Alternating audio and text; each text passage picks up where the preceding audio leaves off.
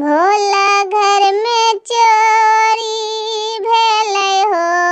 भाई की भोला घर में चोरी भेलै हो भाई की भोला के चोरी भेलै हो भाई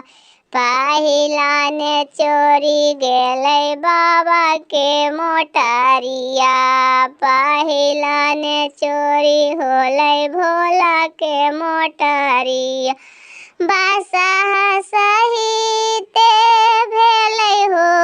भाई की बादशाह सहित होलै हो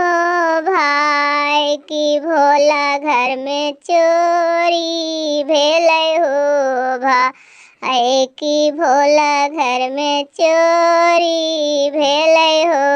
भाई